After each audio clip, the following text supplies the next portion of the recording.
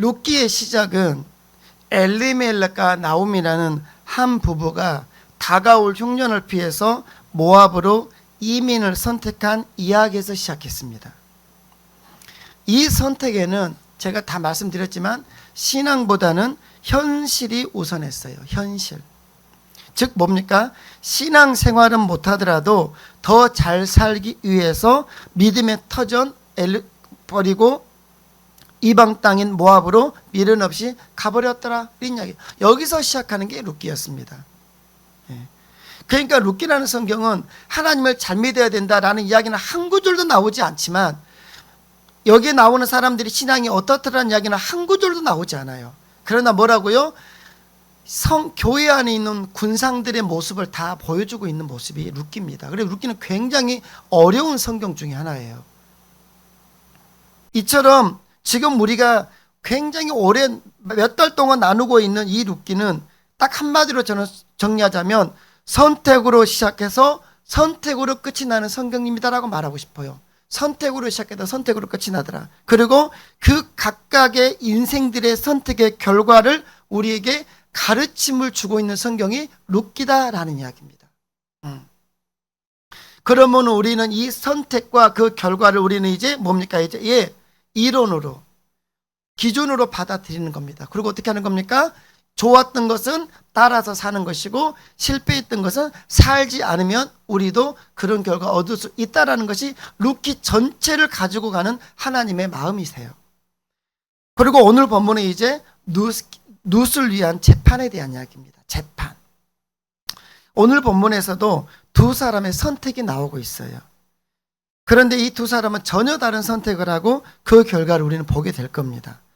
보아스에게 있어서 룻은 착하고 효성이 지극한 젊은 여인으로서 처음에는 그저 동정과 연민의 대상이었어요.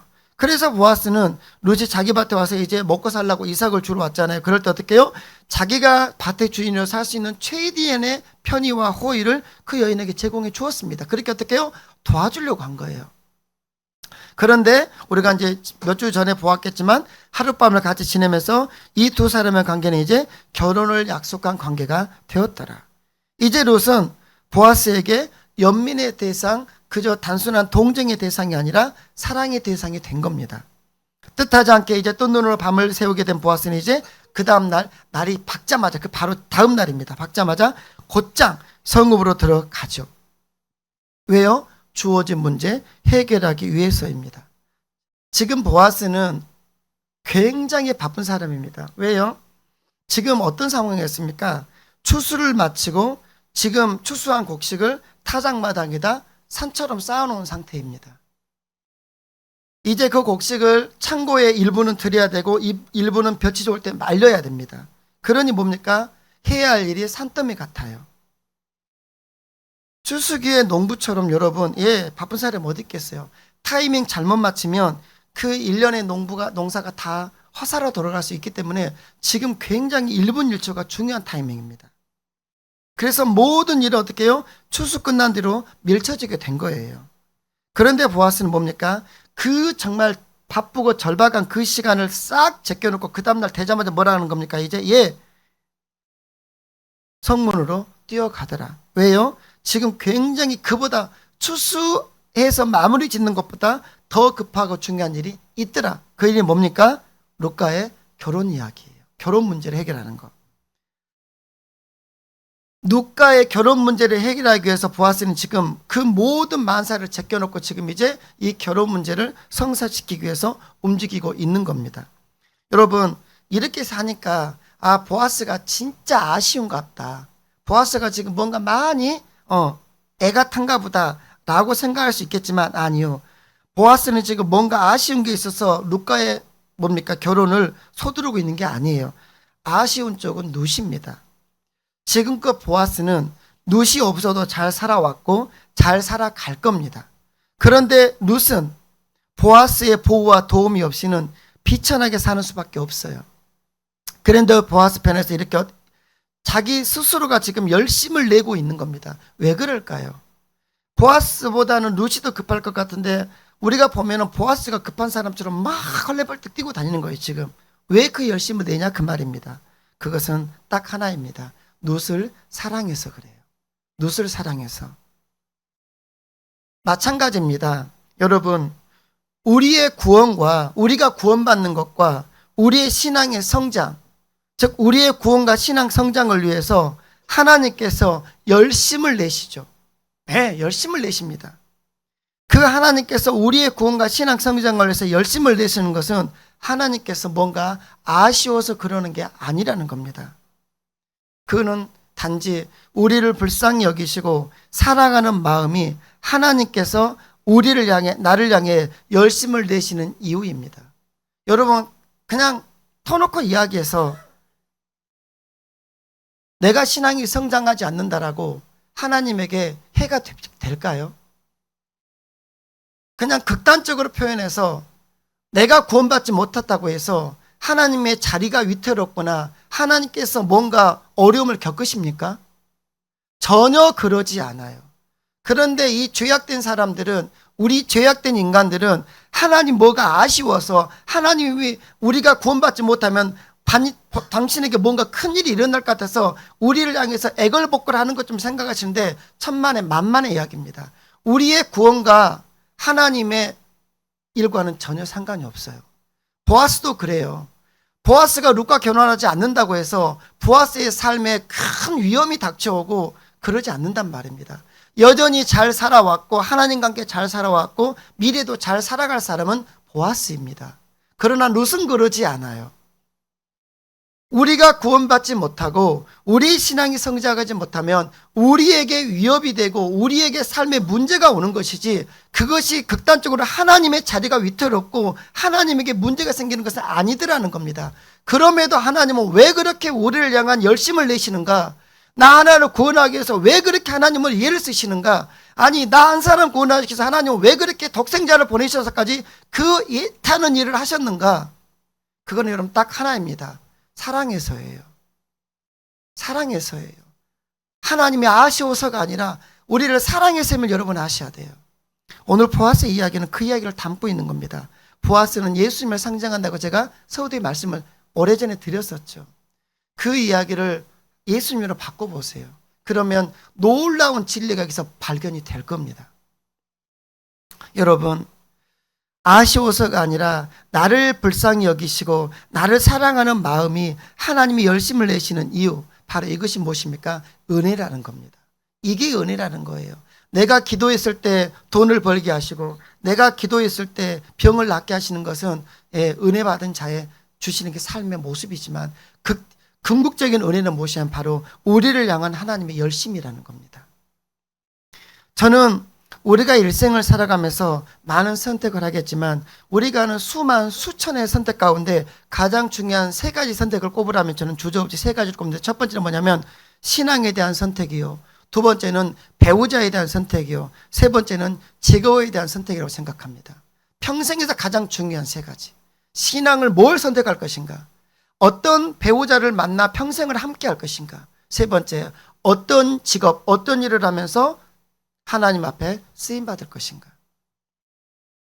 룻은 현명하게 여호와의 신앙을 선택했고요, 보아스를 향해 자신을 아내로 삼아달라는 배우자를 현명하게 선택했습니다. 따라서 이제 룻의 장래는 보아스에게 달려있는 거예요. 보아스는 지난밤 룻을 아내로 품을 수 있었고 룻 또한 그것을 원해서 보아스에게 갔지만 보아스는 기업을 물은다라는 것이 그렇게 순간적인 육신의 감정에 의해서 해결된 문제가 아님을 알았던 거예요. 기업을 물으는 일에 있어서 1차적인 권리와 의무를 가지고 있는 사람은 보아스가 아니라 더 가까운 친척이 있었기 때문입니다. 즉 이 사람이, 더 가까운 그 친척이 그 권리와 의무를 포기할 때, 내가 못하겠다라고 할 때만 이제 그 사람 다음으로 가까운 친척이 자기였기 때문에 이제 그때서야 비로소 룻을 아내로 맞이할 수 있었음을 알고 있었던 거예요. 그래서 보아스는 이 문제를 해결하기 위해서 성문에서 재판을 이제 신청하고 자기보다 우선권 있는 친족과 단판을 이제 짓고자 하는 이야기가 오늘의 이야기가 되는 겁니다.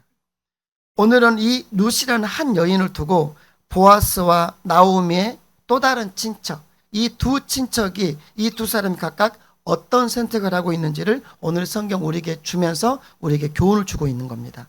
첫 번째는 보아스보다 더 가까운 친척이 어떤 선택을 하는지 한번 봅시다. 본문 1절로 2절을 보시기 바랍니다. 당시의 성문은 재판정이었습니다. 법정이라고 생각하시면 좋겠어요. 그래서 성문 위에는 이제 재판정이 마련되어 있었고 많은 사람들이 그 아래서 이제 방청하는 그런 그림입니다. 높은 데 성문이 있고요. 그래서 성문은 때로는 집회 장소로 이용했고 백성들이 어려운 사건을 해결하는 그런 공적 업무를 쓰는 그런 이제 모든 사람들이 쓰는 광장과 같은 곳이 성문이었습니다. 그래서 성문은 그 지역의 권위의 상징이었고 그 지역의 자존심입니다. 따라서 보아스가 성문에 올라가 앉은 것은 이제 뭡니까? 재판을 하려고 하는 거예요. 보아스는 이제 그 베들레헴 성의 장로의 한 사람으로서 성에서 일어난 일을 관할하는 사람이었던 것 같아요.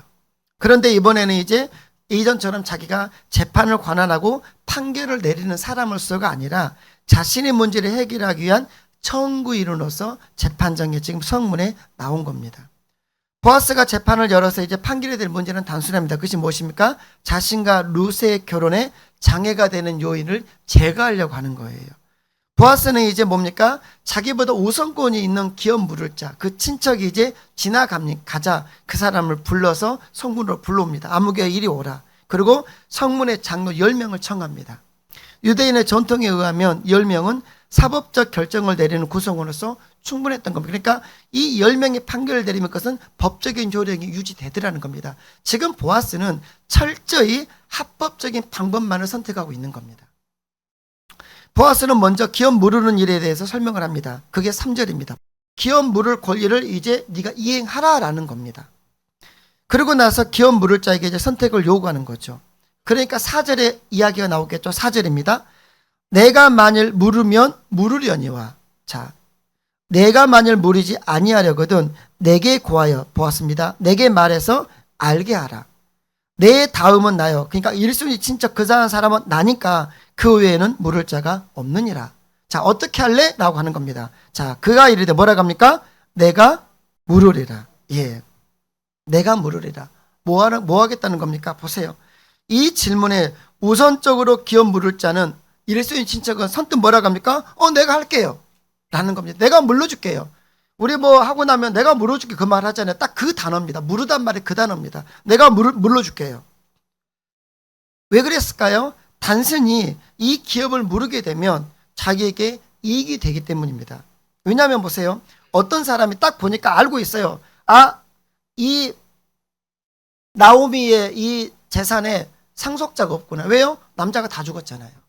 자식이 없잖아요. 상속자가 없다는 걸 이미 알고 있는 겁니다. 상속자가 없는 그래서 친척의 땅을 자기가 이제 사게 되면 돈을 주고 물러주고 사게 되면 그 다음에는 뭡니까? 그 다음에는 그 물은 자에게 영원히 속하게 되겠죠. 그러니까 지금 잠깐 뭐 몇천 몇억 주고 나면 이것이 어떻게 해요? 계속해서 자기는 그걸 가지고 이제 벌어 먹을 거니까 그 다음에는 그것이 어마어마한 가치가 될 거라고 생각해서 자기 기업이 확장될 거라고 생각했기 때문에 순간 그 계산을 하고 오케이 내가 하겠습니다 이 말을 하고 있는 거예요.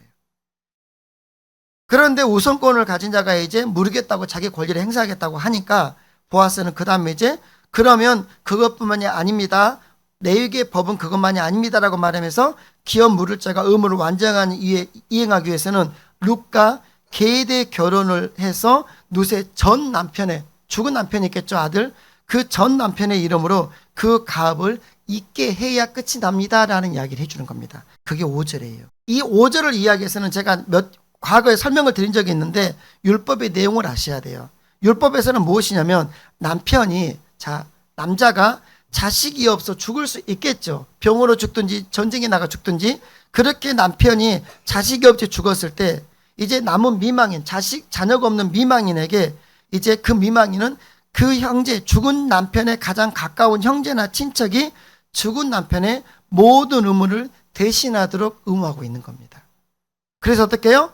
그 미망인인 자녀가 없는 그 과부를 취하해서 그에게 아들을 낳도록 해야 한다라고 법으로 규정하고 있는 거예요. 이거를 가리켜 계대 결혼 제도라고 하는 겁니다. 계대 결혼 제도. 한시적인 제도였던 겁니다. 그러므로 보아스에게서 계대 결혼의 의무에 대해서 이제 정확히 듣게 된 겁니다. 무슨 말입니까? 1순위 친척은 돈 주고 땅만 사면 안 돼요. 뭡니까? 이제 룻을 아내로 맞이하여서 그 룻이 아이를 낳고 상속자가 되게 해야 됩니다. 그럼 뭐 하는 겁니까? 자기가 산 그 재산을 어떻게 해요? 그 룻의 아들에게 주어야 돼요.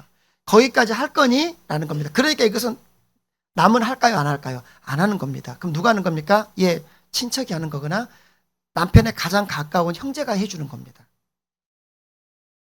이렇게 말을 하니까 뭐라고 합니까? 6절을 보겠습니다. 이렇게 설명하고 6절을 보니까 그 기업 물을 자가 이르되 나는 내 기업에 손해가 있을까 하여 나를 위하여 물으지 못하노니 내가 물을 것은 내가 물으라. 보아스, 야 보아스 네가 해라 그 말이에요. 나는 물으지 못하겠노라 하는지라. 두 번 확실하게 말을 해줍니다. 나 안 할란다.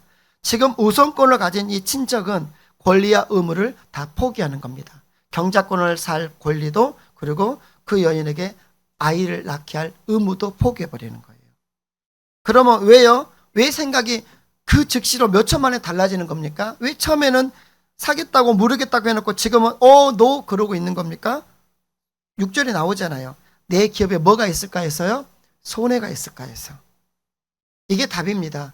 손해가 날 것 같으니까 안 할랍니다 하는 거예요. 근데 이 사람 누구라고요? 가장 가까운 친척입니다.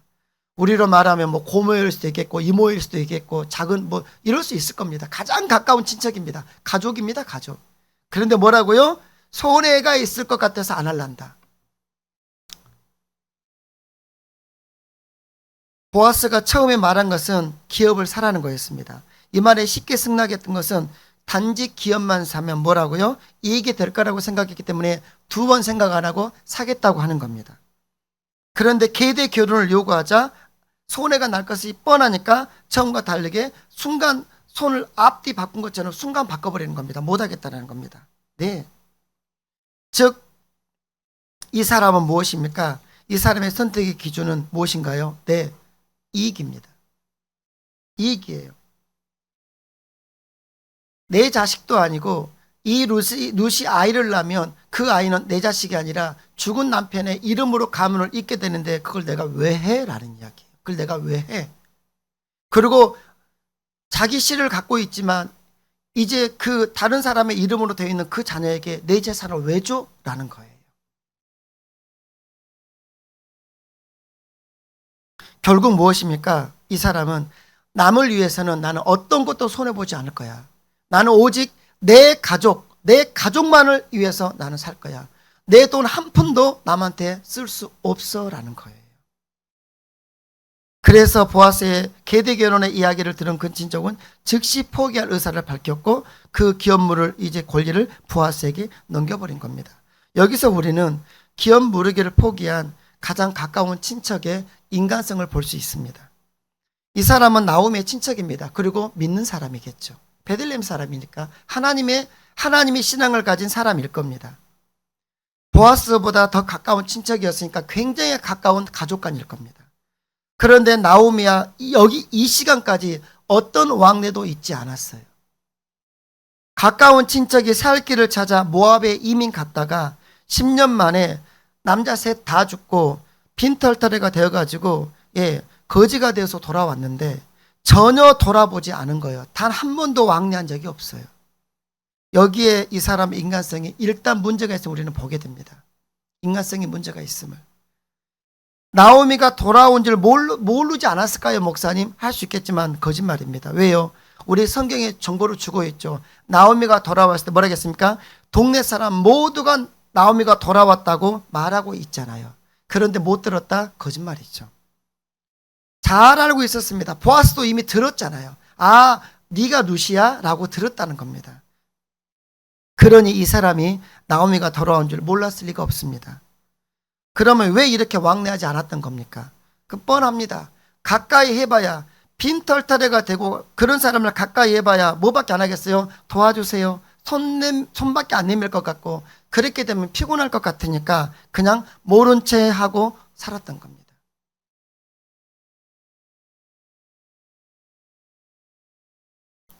아, 그럼 목사님 형편이 안 됐나 보죠.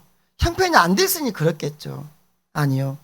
도와줄 형편이 안 됐을지는 오늘 본문이 우리에게 답을 주고 있습니다. 그것이 무엇입니까?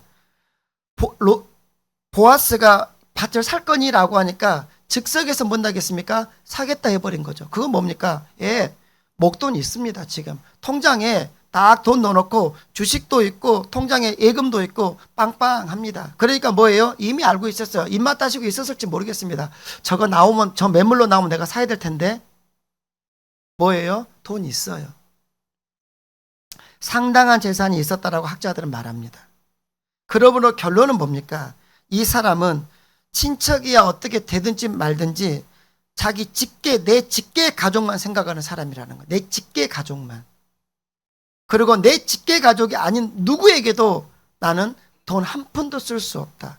그 가족이 지금 이삭을 줍지 않으면 먹고 살 수 없는 그런 형편인데도 나 쌀 한 가마니 갖다 줄 수 없어. 뭘 하면서도 통장에 잔고도 있고 주식도 있고 집도 있고 차도 좋은 차 타고 다니면서 아깝단 말이에요. 한 번 주면 두 번 주라 그럴 것 같고. 누구라고요? 근데 신앙인이라는 거예요. 신앙인. 말씀드렸죠. 룻기에 나오는 사람들 하나하나는 이 시대 신앙인들의 군상을 보여주고 있는 모습이라는 거예요. 야고보서 2장 15절로 16절은 이런 말씀을 하고 있습니다. 만일 형제나 자매가 헐벗고 일용할 양식이 없는데 너희 중에 누구든지 그에게 이르되, 이 너희는 믿는 사람입니다. 성도들입니다. 성도 너희 중에 누구든지 이렇게 헐벗고 굶주리고 있는 그 형제나 자매에게 가서 평안히 가라.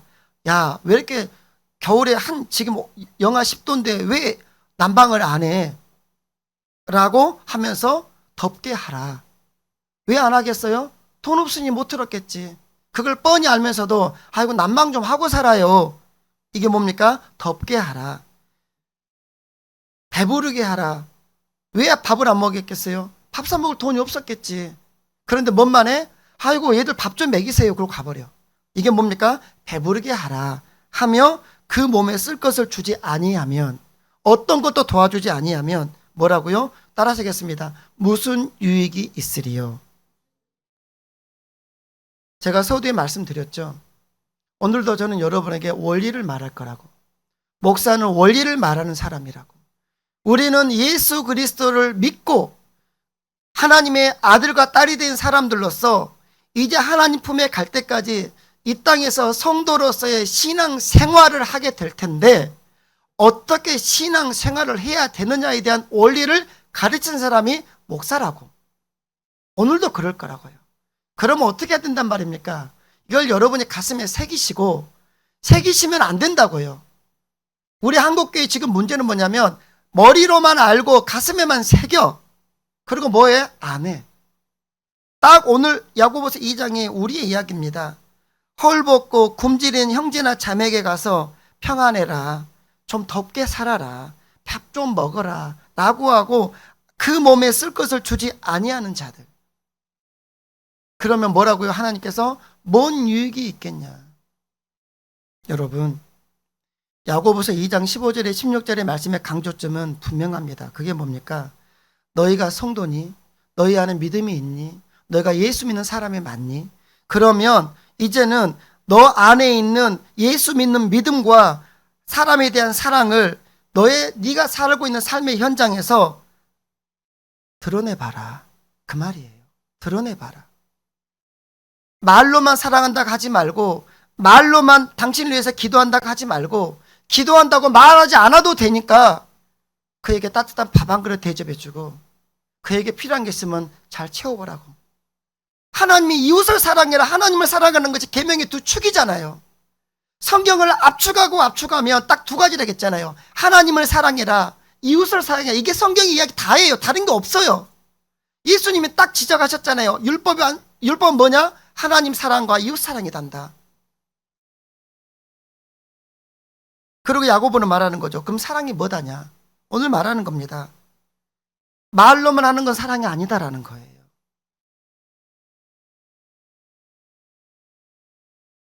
우리 주님은 말씀하시는 거예요.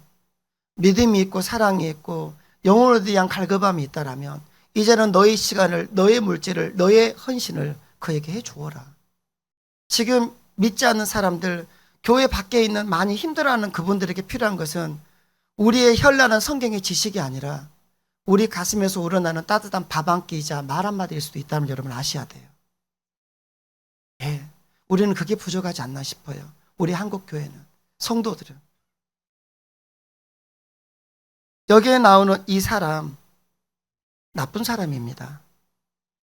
나쁜 사람이에요. 가장 가까운 친척이라니까요. 예. 그런데 어떻게 해요? 그렇게 했는데 왕래 한 번도 하지를 않아요. 돈 한 푼 갖다 주지를 않아요. 힘든 거 없는가 물어보지를 않아요. 있었다면 성경 기록하고 있겠죠. 하지 않아요. 그리고 이제는 와가지고 어떻게 해요? 그 친척의 재산까지 싹 먹어버리고 싶은 거예요. 여러분, 말로만 하지 않는 신앙 되기를 바랍니다. 우선권을 가진 그 친척의 선택의 기준은 오늘 성경에서 분명히 드러납니다. 그건 뭡니까? 자신의 손익 여부예요. 이익과 편함을 따라 행동하는 거예요. 이익이 되고 편한 걸로만 가겠다라는 거예요.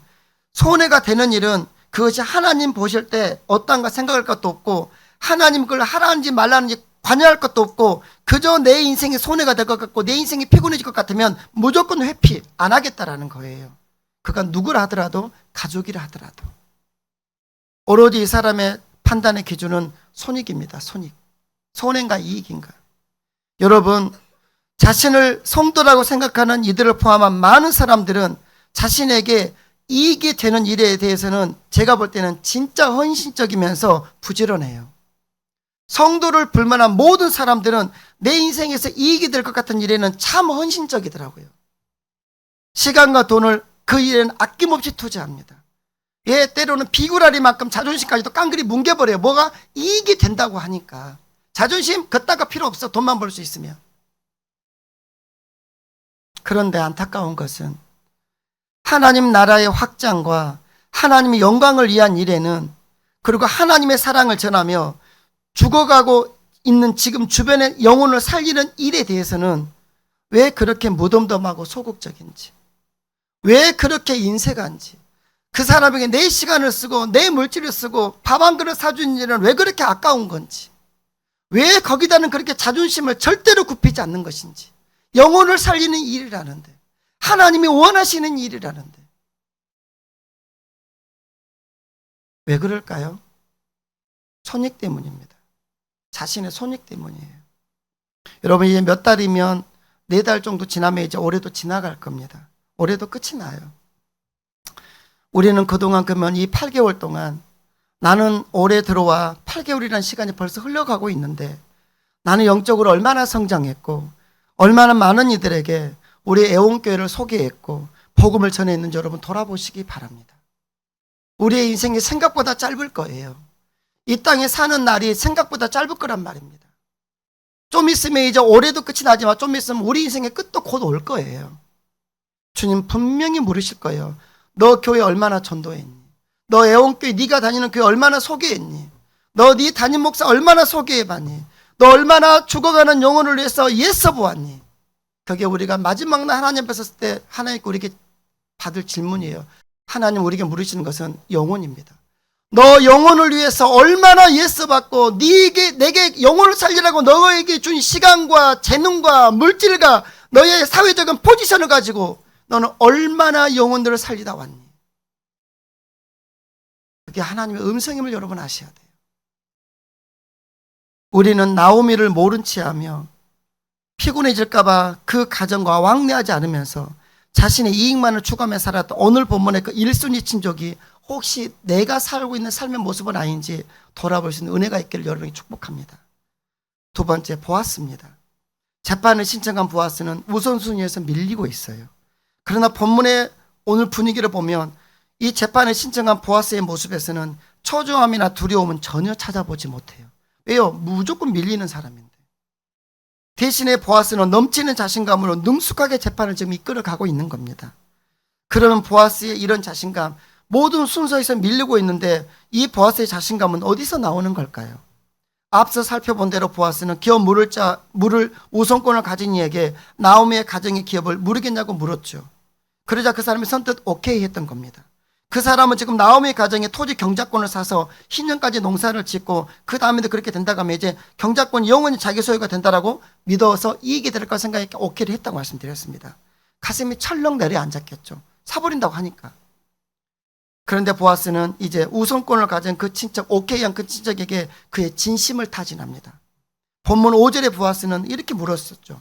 당신이 나오미 가정의 기업을 물을 것이며 나오미에게 젊은 과부 며느리 하나가 있는데 계대 결혼의 제도에 따라서 그 며느리 룻을 아내로 맞아들여야 하는데 너 그렇게 할래? 그리고 그렇게 해서 이제 그가 아들을 낳게 된다면 당신이 구입한 토지 경작권과 거기에서 나오는 모든 재산은 그 아이의 상속으로 돼야 되는데 너 그렇게 상속해 줄래? 상속해 줄래? 라고 묻고 있는 거예요. 이것은 한마디로 말하면 딱 이런 말입니다. 너 룻을 진심으로 사랑하느냐 이 말이에요. 너 룻을 진심으로 사랑하느냐. 이 모든 게 너에게 손해가 될 텐데 복잡해질 수 있는데 그럼에도 불구하고 이렇게 할 거냐라는 말은 다른 말로 바꾸면 너 사랑하니? 룻을 사랑하니? 그 말이에요. 보아스는 여기에서 자신이 있었던 겁니다. 법적인 면에서는 분명히 뒤로 밀리고 있는데 이 부분에서 뭡니까? 룻을 사랑함에 있어서는 저 우선권을 가진 법적으로 우선권 가진 저 친척보다는 나 자신이 있다. 저 인간 절대로 그렇게 안 할 것이다 라는 거예요. 보아스는 그 사람처럼 나오미의 기업 무릎을 통해서 이익을 마음에 품고 있었던 어떤 이익이 있는지 그 이익에 지금 관심이 있는 게 아니라 그저 룻을 보호하고 룻을 사랑하는데 그의 관심이 있었던 겁니다. 그렇기 때문에 네가 나처럼 룻을 사랑하며 네가 나처럼 룻을 보호할 수 있겠니? 너에게 손해가 되고 불필요한 오해가 되더라도 할 수 있겠니? 라고 물어보는데 나는 거기에 자신 있다라는 이야기예요. 재판을 열고 있는 보아스는 자신처럼 룻을 보호하고 사랑할 사람이 아니라면 이 재판에서 절대 이길 수 없다는 확신이 있었고 자기 자신은 그 사랑이 분명했기 때문에 나는 이 재판 반드시 내 거로 가져올 수 있다라고 지금 생각하고 자신감을 가지고 재판을 열고 있는 겁니다. 예상대로 우리가 아는 것처럼 뭡니까? 우선권을 가진 친족은 그의 권리와 의무를 모두 포기했죠. 그때 보아스는 그렇다면 이제 내가 당신의 다음이니까 내가 나오미 가족의 구속자, 구원자가 되겠다라고 자청합니다. 내가 하겠다. 내가 그의 구속자가 되겠다. 그리고 많은 증인들의 축복 가운데 보아스는 정식으로 룻을 아내로 맞아 결혼하게 되더라. 이 결혼 이야기는 이제 다음에 이야기를 해드리도록 하겠습니다. 여러분 말씀 마치겠습니다. 오늘 우리는 본문에서 희생에 따름에도 불구하고 주저함 없이 선택하는 보아스의 멋진 모습을 봅니다. 성문에서 열린 보아스의 재판은 잘잘못을 가리는 재판이 아니었어요. 누가 진정 룻을 사랑하는 사람인가를 가리는 재판이었어요. 이 재판은 굉장히 중요한 재판이었습니다. 왜냐하면 나오미와 룻의 운명이 교차하는 재판이었고 보아스와 룻의 사랑이 걸린 재판이었기 때문입니다. 이렇게 중요한 재판이었지만 객관적으로 볼 때 보아스가 신청한 재판은 무조건 질 수밖에 없는 재판이었죠. 무엇보다도 우선순위에서 밀리고 있었으니까요. 만약에 이야기를 바꿔서 우선권을 가진 그자가 권리와 의무에 따라서 나오미의 구속자가 되기로 결정해버리는 순간 모든 것은 끝나버리거든요. 보아스와 룻을 맺어주려고 했던 나오미의 간절한 바람도 보아스와 룻 사이에 있었던 사랑도 이 재판의 결과로 끝이 나버리는 거예요. 자칫 잘못하면 나오미 가문의 기업만 이 사람에게 넘어가고 나오미와 룻의 형편은 훨씬 안 좋아질 수도 있게 되는 겁니다. 그러나 우선권을 가지고 있던 이 사람이 자기의 손익을 따져서 선택을 포기하고 말았더라는 겁니다. 오늘 우리는 이 사실에서 심각한 하나님의 경고가 있음을 여러분 아셔야 돼요. 하나님의 경고입니다. 그것은 무엇입니까? 이웃의 불행이나 하나님의 계획에는 전혀 관심이 없고, 여러분 이웃이 있겠죠. 아니 여러분의 일가 친척 가족들도 있을 수 있습니다. 그런 이웃의 불행이나 하나님의 계획, 하나님의 마음에는 전혀 관심 없고 오로지 자기 눈앞에 내 인생에 있어서의 이익만 챙기려 했던 아무개. 여러분 이게 무서운 이야기예요. 성경은 이 사람을 누구라고 쓰고 있습니까? 1절에서 아무개입니다. 이건 이름이 아니에요. 성경에서 딱 한 번 나오는 단어입니다. 아무개. 쉽게 말하면 뭡니까? 하나님의 이 사람에게 관심조차 없어요. 우리가 걔 아무개 이럴 때는 누굽니까? 그냥 몰라도 될 만한 사람 이름입니다. 이 1순위 친척의 이름은 없어요. 그리고 그 사람은 그냥 성경은 아무개라고 써버려요. 아무개라고. 그거는 뭐냐면 하나님이든 성경이든 사람을 이렇게 부르는 법이 없거든요. 근데 하나님 그렇게 불러버리시는 겁니다. 아무개라고. 관심이 없어요. 무명의 사람으로 되는 겁니다. 복 받을 수 있는 절호의 기회를 그가 놓쳐버린 겁니다. 뭐 때문에요? 손익 관계를 따짐으로 인해서. 반면에 보아스는 손익을 따지지 않고 사랑을 예수를 선택했죠. 그 결과 보아스의 이름과 그의 아름다운 행위는 우리가 지금도 계속해서 성경에서 나누고 있는 이름이 되는 겁니다. 사랑하는 여러분, 여러분은 성도들인데요. 우리는 성도인데 우리 성도로서의 삶의 여정에서 지금껏 여러분의 삶의 선택의 기준은 무엇이었는지 묻고 싶어요. 세상 사람들의 선택의 기준은 자신의 손익 여부가 맞을 겁니다. 그러나 이제부터 우리 성도들의 선택의 기준은 하나님의 영광과 하나님 나라의 유익이 되느냐 아니냐를 따졌으면 좋겠어요. 이게 하나님께 영광이 되는 일이냐, 그리고 이 일이 하나님의 나라에 유익이 되는 일이냐, 하나님께서 이 일을 원하시니 원하시지 않니, 아무리 하고 싶어도 원하지 않는 일이라면 하지 않는 것이고, 아무리 하기 싫고 손해가 날 것 같아도 하나님께 하시라고 하면 하는 겁니다. 간절히 바라기는 해서 이제 우리의 남은 삶은 하나님 중심주의, 하나님 제일주의, 그리고 하나님 영광주의로 살다가 하나님 앞에 사는 여러분 되시기를 주님의 이름으로 축복합니다.